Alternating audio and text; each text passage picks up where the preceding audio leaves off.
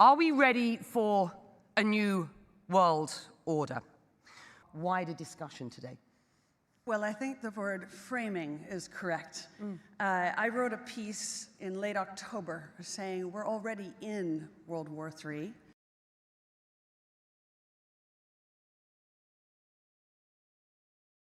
We are already in conflict that extends so far beyond Ukraine, actually, even within the context of Western Europe. But we've clearly been pretty much at war in space, below the surface of the oceans, submarine warfare between superpowers.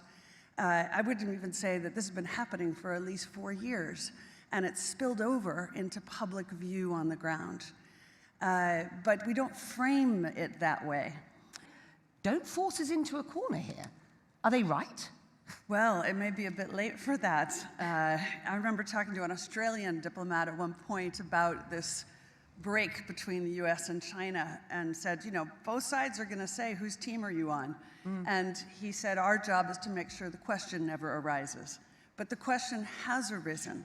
And so I think we have to go deeper. And it's not about the US versus China. It's about what underpins a world order is always the financial system.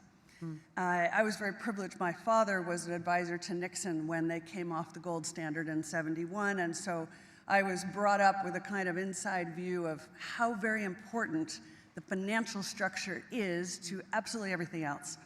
And what we're seeing in the world today, I think, is we are on the brink of a dramatic change where we are about to, and I'll say this boldly, we're about to abandon the traditional system of money and accounting and introduce a new one.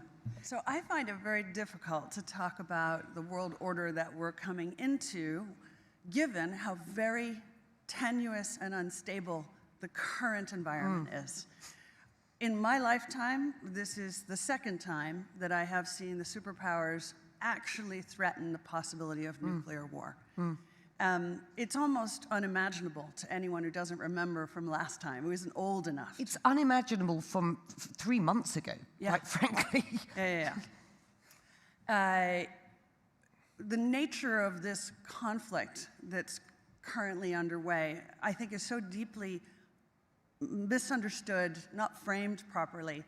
As a small example, I think the way the Russian side sees this conflict, if you were to take a map of Europe, it would start in Norway and move down through Kaliningrad, through the Slovakia Gap, into Belarus, down the border of Ukraine, to Odessa, to the Russian fleet in the Mediterranean, into Libya, Egypt, where there's already enormous Russian presence.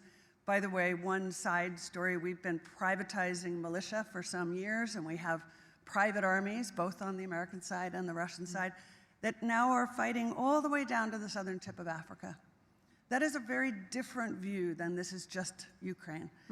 The result is an absence of checks and balances in Russia and the decision of one man to launch a wholly unjustified and brutal invasion of of Ukraine.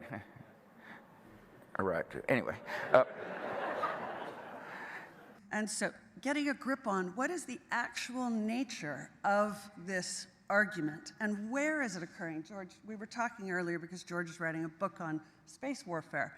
And I was saying we've had so many incidents between the Chinese and the Americans, the Russians and the Americans, destroying satellites, creating debris fields to try to mess up the other side's satellite capability. Every one of us depends on these satellites to conduct our daily life. But we have outright conflict happening in that space. So when we ask, what is the new world order going to look like? The answer is so much depends on how we handle what's happening now, which we can't even agree upon. Just one last thing, because it's so essential to this region, is the extraordinary hit to the supply chain of food. And I think we cannot leave this event without speaking about the need to prepare now to prevent a catastrophe. Because the loss of the fertilizers from both Russia and Belarus, the enormous increase in the oil price, which directly hits farmers around the world, already has caused a jump in the wheat price, which is the single most important foodstuff for this region. And last time we saw this, that was a major contributing factor to the Arab Spring. So now is the time to think through how will we solve this? And that will be part of the answer of what will the new order work like. Otto von Bismarck said, the art of diplomacy is about giving others ladders to climb down from untenable positions. And I fear that the current position of the United States is very much, we can win this, as opposed to we need to find an off-ramp. We need to find an exit. We need to get back to a negotiating table. We may have disagreements, but resolving them in a battlefield is not the right way to do it. And we may have forgotten that art of diplomacy. Can you suspend them? Do you have the authority? Can the board suspend them? The board can only suspend them if the membership of the fund says we do not recognize anymore this particular government. And that is a very tall order decision, Richard, because we all know that for this war to end, there has to be dialogue. It is not going to happen without it.